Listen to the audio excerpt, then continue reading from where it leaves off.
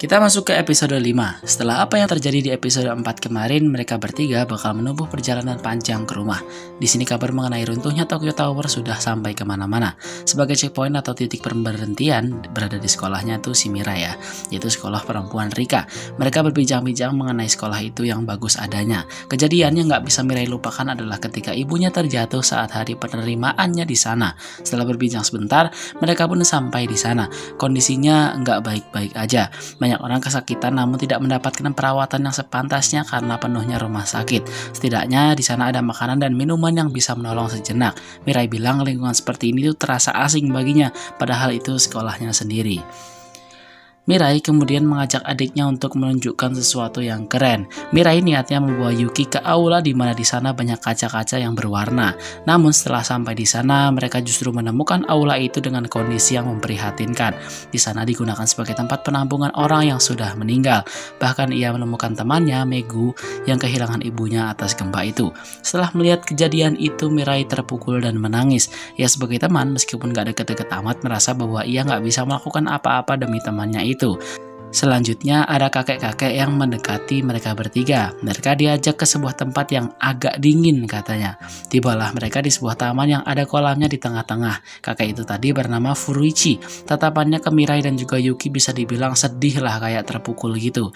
Ia adalah sukarelawan lokal di sana.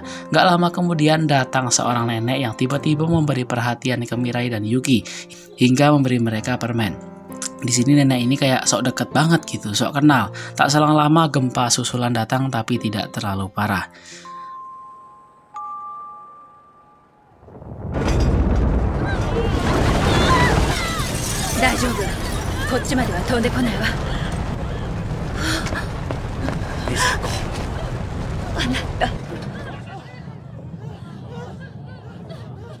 Oh iya, mereka bertiga ini tadi belum makan ya dari siang. Yuki pun juga terlihat kelelahan.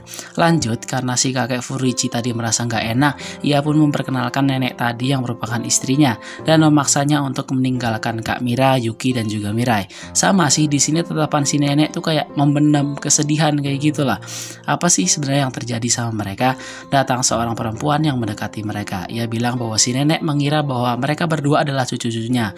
Padahal cucu mereka ternyata sudah tiada tertimpa gempa.